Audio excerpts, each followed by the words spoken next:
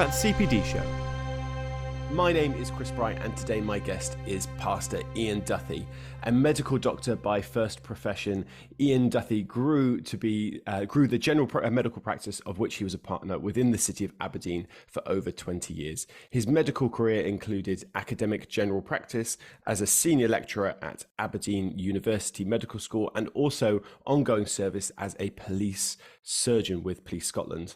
In 2004, Iain left full-time general practice and, along with his wife Elizabeth, took on the leadership role of King's Community Church in Aberdeen. God has been gracious over the past 15 years, with the church growing from just over 100 now to 1,000 people, who now gather in a rather large building in Aberdeen, as I'm aware.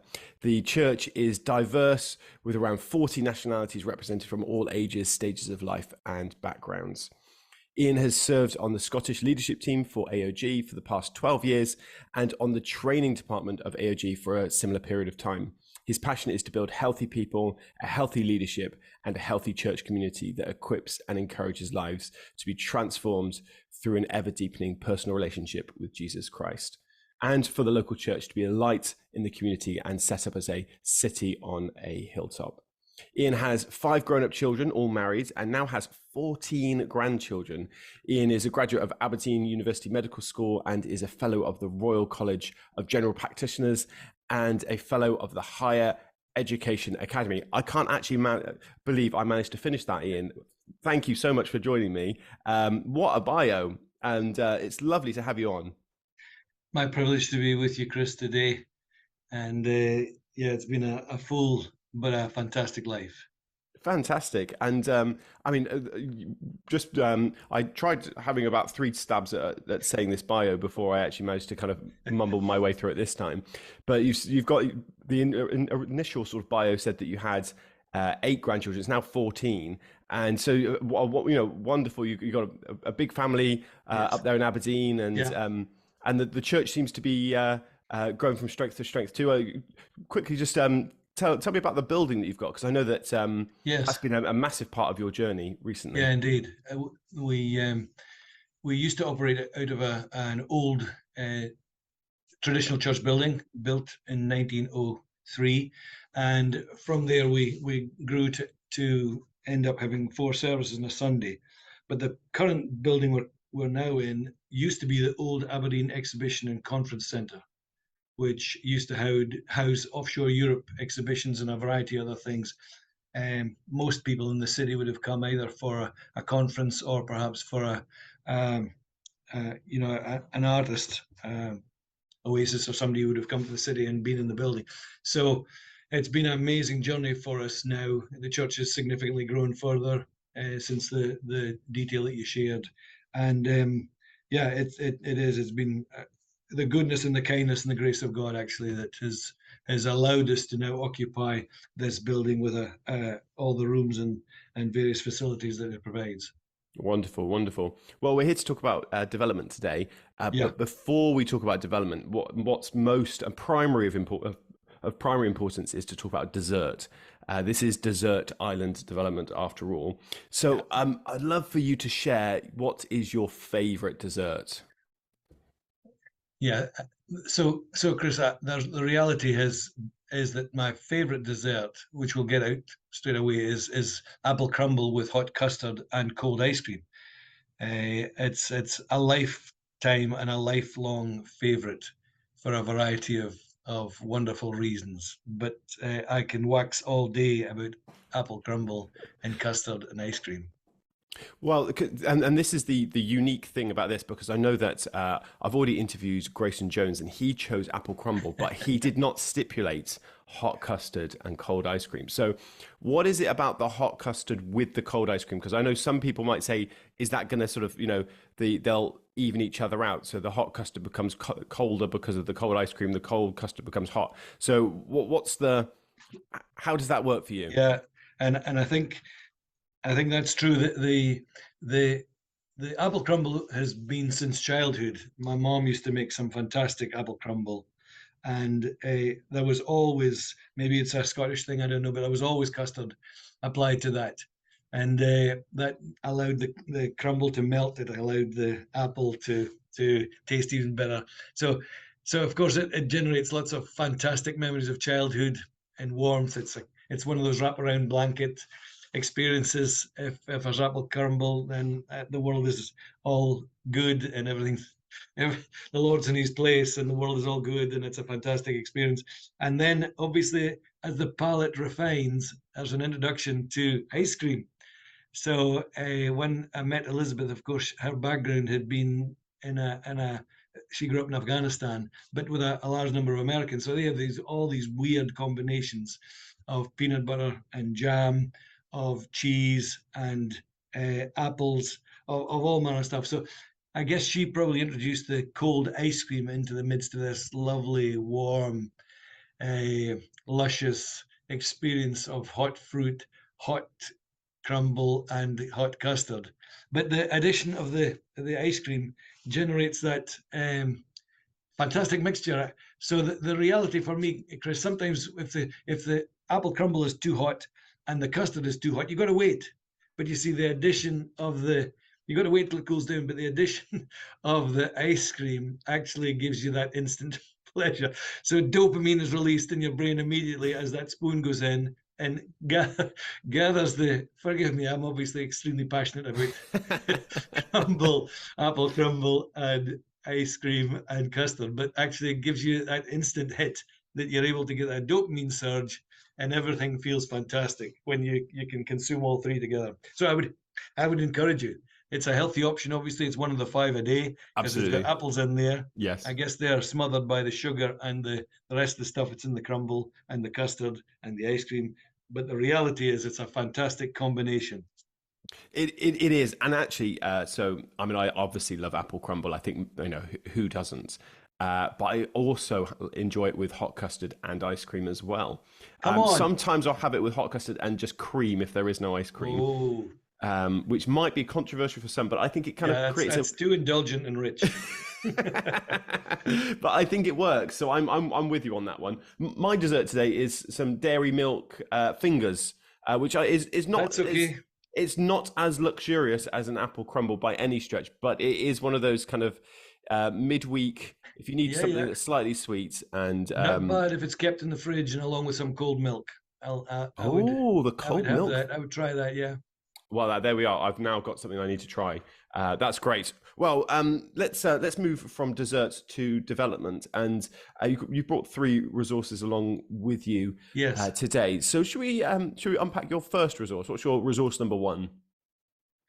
I guess the first resource that I would bring would be the mentors that have been in my life. And looking back over, I'm obviously 62 now, but looking back over 40 years of professional life, there have always been mentors, both in the medical experience, but also, I guess, even more so in the pastoral experience of leading church. So having someone to speak into my life has always been something a resource that I've sought after and endeavored to make time for, plan for, and experience. Oh no, that's really brilliant, and this podcast is supported by continuous professional development with AOG GB, and one of the things that we're wanting to set up is how can we allow ministers to grow and develop in all sorts of areas, and so we've made it really clear that we want to include mentoring, so you can log mentoring activity as part of your development and points with it and things like that. How does that work for you? How often will you meet with a mentor? Yes. Dive into some of the practicalities for me. So I've always endeavored to find actually not one mentor, but several mentors for different aspects of my life and I guess practice. And so I always endeavor to find a mentor who would speak into my personal life and have an opportunity to look, I suppose, Chris, at my heart really, and to get a sense of freedom to talk and ask the questions that need to be asked about personal life. I always also looked for a mentor who would be able to help and assist on I call it the professional journey, which is very much about the day-to-day, what am I doing, what are the challenges that I have, and how are we organized, how are we structured. Actually, the building of a career, whether that was a medical career or whether that was is forgive me the language, but whether that's a journey on which I've been on for the last 20 years pastoring the local church here. So that was always a personal one who would speak to my heart. The professional one obviously would speak to my head, but there was always a third one, actually, and the third one was always the one who would speak into the possible of not who I was at the moment, both internally and professionally, but also the one who would speak into, I suppose, who I was becoming or could become, the one that would bring, I suppose, maybe it's just my needy personality, would bring affirmation and draw things out. And so the personalities have changed over the years. Some have remained exactly the same. Some have been systematic and regular. Some have been much less frequent and planned. But in my mind, certainly, they've all been very separate in that which I've sought after from each one. And so certainly the one that has been on the longest journey with me really has been the privilege of sharing a bit of life with David Shearman, and he has spoken into my life, asked the questions that needed to be asked about balance of life, private world, all that kind of stuff. And certainly in my early days, he was invaluable for I suppose helping to get an understanding of who I was personally and what God had called me to do and the trajectory that I was on and how we're going to manage all of this. So that would be, he would have been there. The professional one has changed as the church has changed at different times. It needed some different voices in to help us navigate, whether it's been white water and turbulence or whether it's been to the next step or whatever. And so we invited intermittently different people in who've been, again, quite invaluable and really helped. And then I guess for maybe the last 5-6 years, I've had the privilege of meeting on a very regular and systematic basis Mal Fletcher, and Mal has been instrumental really in pulling out and exploring and looking at the possible of what not only was my personal journey, but also the journey of the church. So, and the being a city on a hill. So those three mentors have been outstanding, really. And I suppose I am the man I am, and the church is the way it is because of some of those people who've spoken into me. I guess those are intimate conversations, one-to-ones.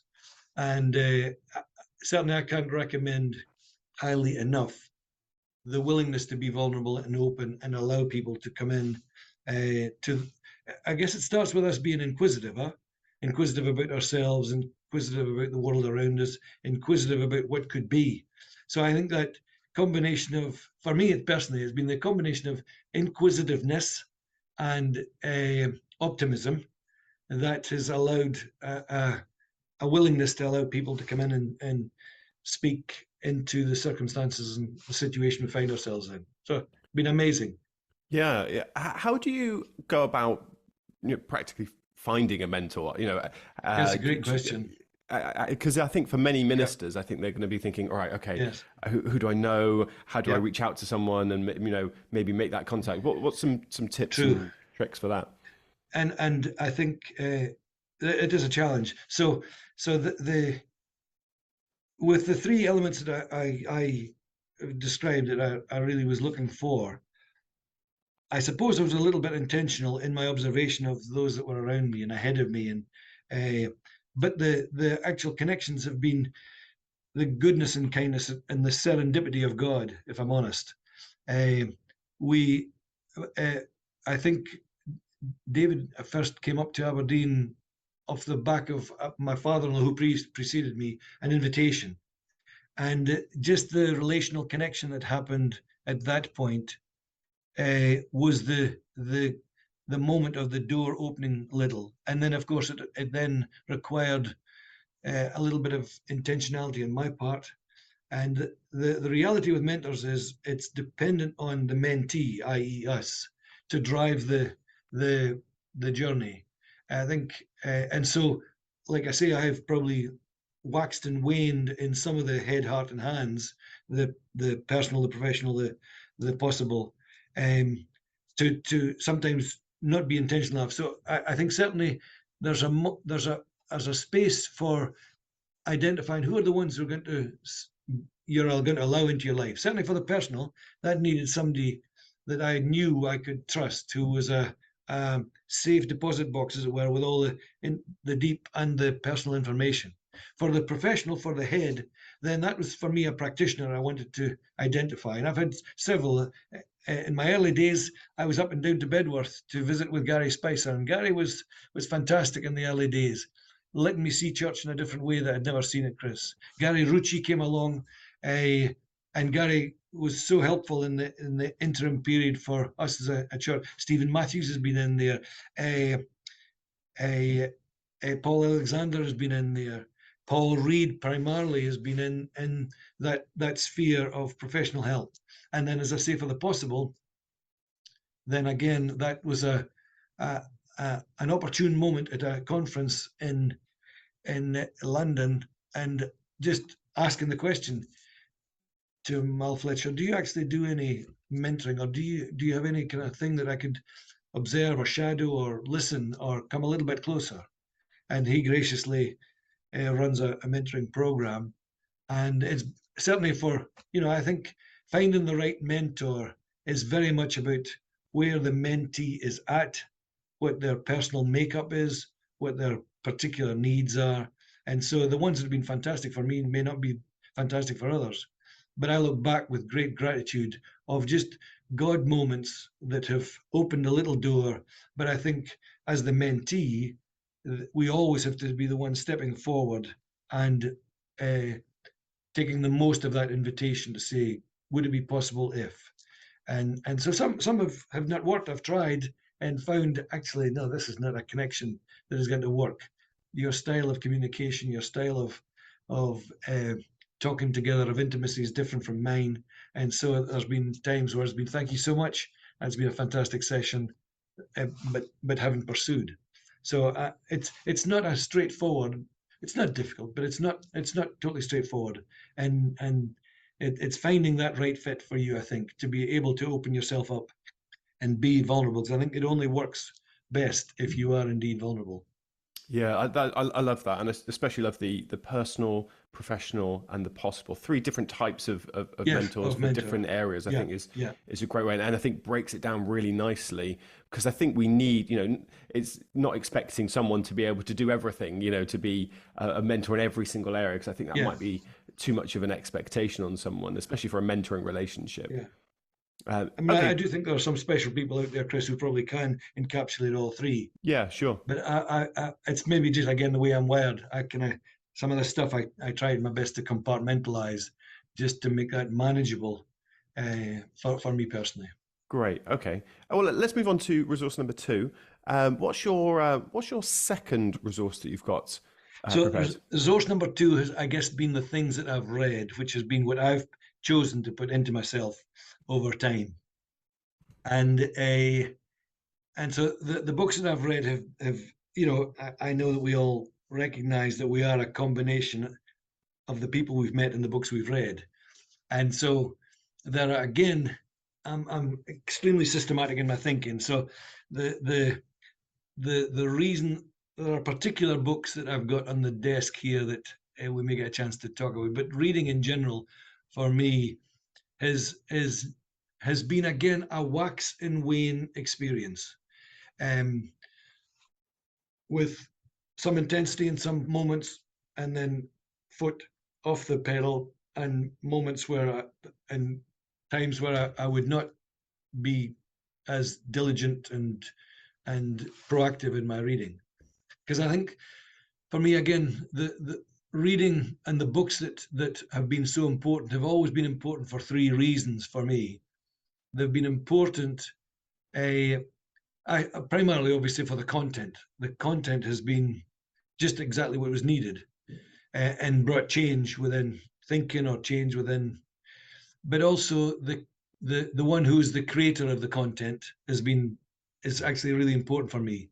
Because again, just as it is with the mentors, there are some people whose writing style is, I find it really challenging, but there are others who craft their content in a way that I can consume it very well.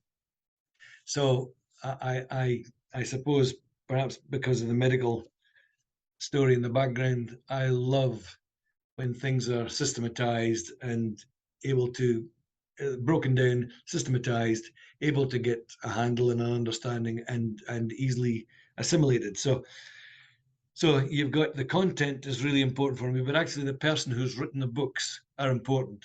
And again, I will go after somebody who I like that.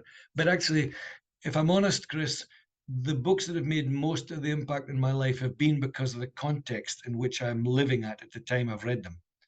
And we read lots of books, and there are some that if you were to say, so what have you read on da da da, and I would think I probably can't remember. There are so many that you read, they're on the shelf beside me. But if somebody were to ask, could you write a quick summary of those? You think, ooh, that's quite challenging right now. It wouldn't perhaps take long to go back through the summary and reflect. But there are books that, because of what you're going through in your life, in your situation, either personally or professionally, forgive me using that term, but you know what I mean, in Yeah. terms of church world, then they have been absolutely vital and been either the kick that was needed, the encouragement that was needed, the cajole that was needed, or the wisdom that was needed, just exactly in the context. So for me, it's been all three. It's been the content of what is needed to be, but also the writer, the who's written it, as well as the when it was written. I think all have been essential for me in terms of being a resource. And it's funny how you go back to the resources that are ancient for you, but actually they're still so pertinent. That's great. Is there one particular book that sort of stands out that kind of fits the bill of what you were looking for? Maybe something that you've been reading recently that's Yeah. doing that for you. I brought to the podcast 4 titles that have been seminal in my and our kind of church's journey. Um, I can easily highlight one if you want, but they're Yeah, all sure. 4 are fantastic. Yeah, well, let's go for one, and then maybe what we Okay, can do is get so the others I in. think I think uh, I'd only started. I'd left medicine in 2004 and succeeded my father-in-law. But by the end of 2004, I was on a operating table having a triple bypass, and it came from nowhere, and obviously rocked my world significantly, and made it a real series of questions internally about what actually had have I done, or what actually was God doing, and in the combination moment of all of that, when I emerged out of that, then there was obviously an amazing sense of gratitude that I'd come out the other end and was okay. But the one that the person that I turned to was Gordon MacDonald. And Gordon MacDonald obviously had written fantastic books that I'd read in my youth about ordering your private world and restoring your broken world, or restoring your spiritual passion and rebuilding your broken world. And they'd been fantastic books. So I went to the Who because he'd written a book called The Resilient Life. And The Resilient Life was fairly seminal for me because it not only talked about maximizing your life, but actually framed up the long haul, the expression of how are you going to continue and be consistent into the distance and go the distance. And so in that there were chapters that spoke to me where I was in the midst of this emerging out of a cardiac event, and thinking in my own mind, well, what are we going to do and how are we going to do it and how long is this going to last? Um, so that was for me a very significant book, as it put into me some of the thinking and some of the long-term attitude and some of the wisdom that I was going to need, obviously now 20 years in, but for the duration of the time, so that we do run the race, we do finish the course. And so if I've one to recommend, it would be The Resilient Life I love by it Gordon that, MacDonald. yeah, I love it that you went to the Who and just went, okay, because I think it links into your first resource of mentoring, because Yes, in that sense, Gordon MacDonald became a kind of a distance mentor to mentor, you. absolutely correct. And Yeah, and sometimes you need, if you're going through specific things, you need specific absolutely correct. people Yeah, that you trust, that can yeah, speak into that's you, correct. and even authors that you trust because of the books they've written before. Yeah, They can become absolutely to correct. you. And I know certainly that I read like you, and sometimes it's a wax and wane experience as well. Sometimes I read more, sometimes I'm reading Yeah, less, and sometimes it's because I'm trying to work through a specific problem or trying to get my thinking straight on something. And so yes, then I sort of dive into, okay, what books are there? And then sometimes it's just there's just great authors that I really enjoy. And so if they bring a yeah, book out, I really want to engage with what they're thinking through. So yeah, you're right. I think with books, it's a both and, isn't it? So it's the who, it's the what they're writing as well.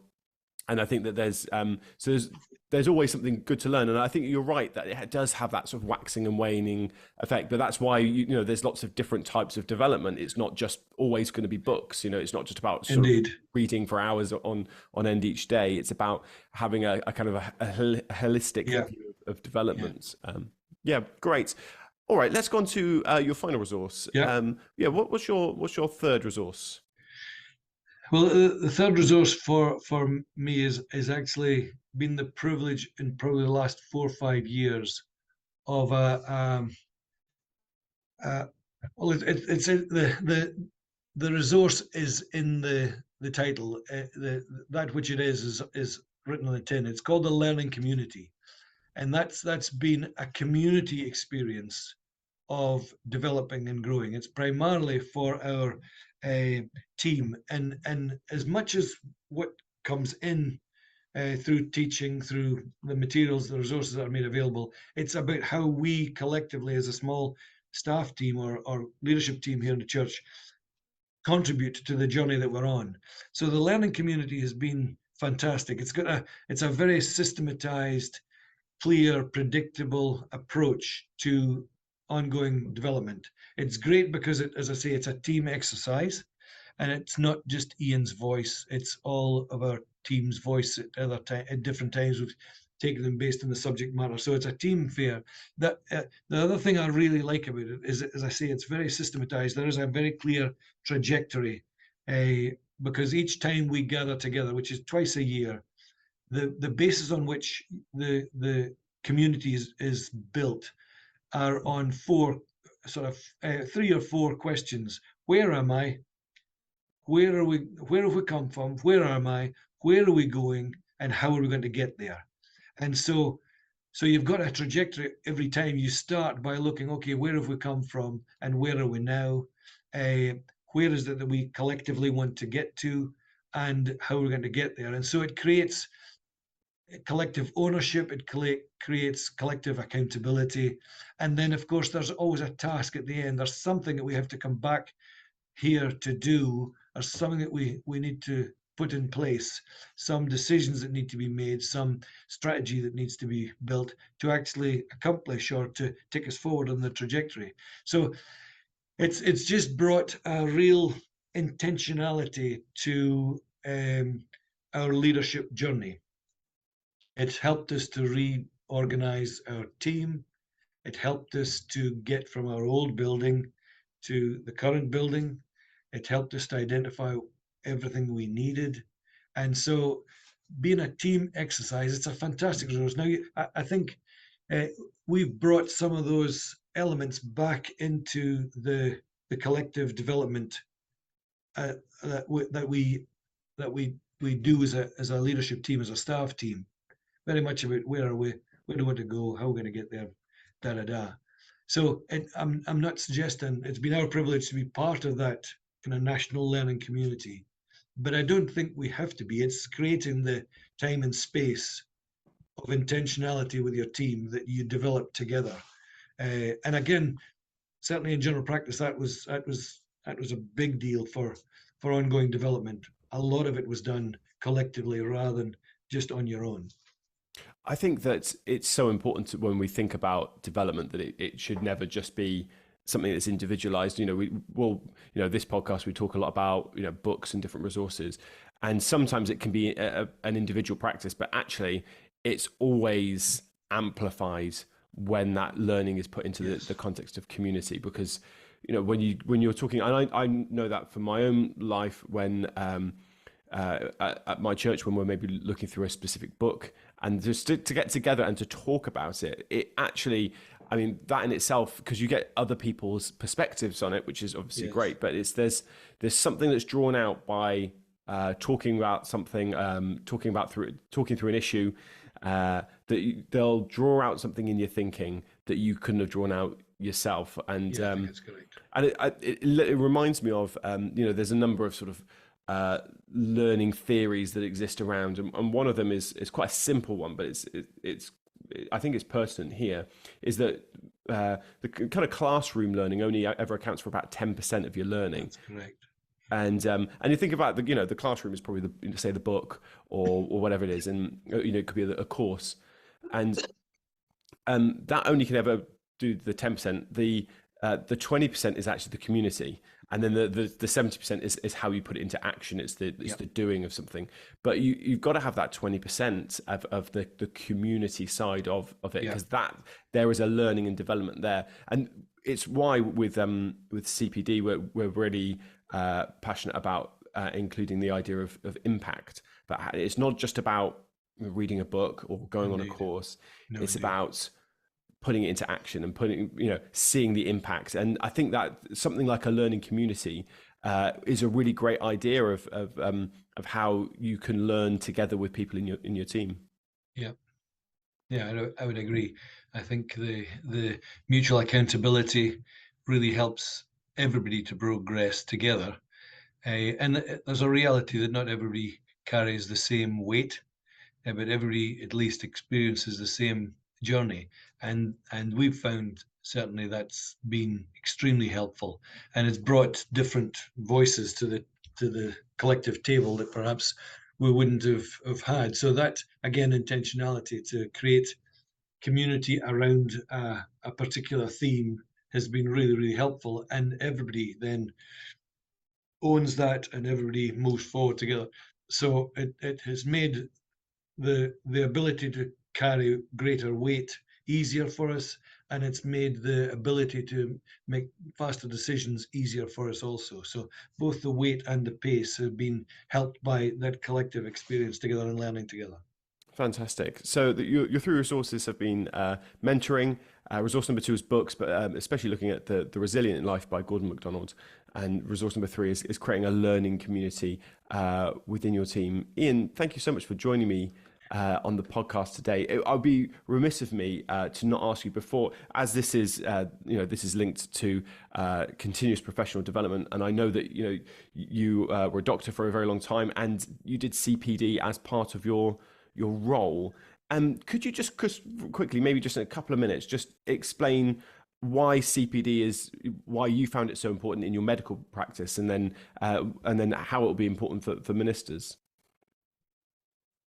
It moved a trajectory in medical practice. As I left, it moved to being essential, and everybody had to do it. But I think the privilege was that, as I guess maybe again because I'm one of those guys, Chris, that likes accountability. I found it a great help and resource because I got to do CPD, and there was resources there that made it easy to do CPD. But I think there were lots of things. Feedback from patients on how we were doing things resulted in us having to rethink how we did stuff. There was feedback. There was current needs that meant we needed to respond to those needs. There were innovations and new things happening all the time that actually meant we had to embrace some new realities and upskill in some of those new realities. There was always a different future that is in the medical practice we're heading towards. And because we're heading towards a different future, everything we did and had wasn't available to us. And so there was also a reality that we were looking to build and to grow and see the bigger picture. So CPD, or the need to be continually developing as in a professional setting, was actually vital.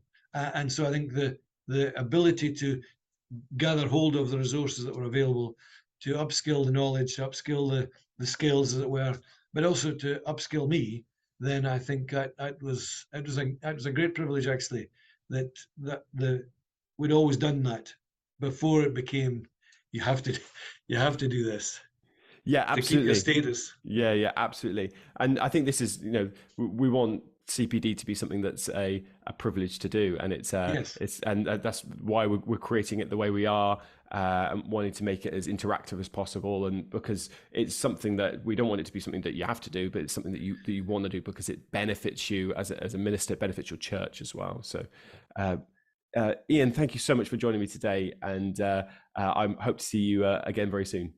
My privilege, Chris. Thank you so much. And I'll go off and have some apple crumble and ice cream and custard. Sounds perfect.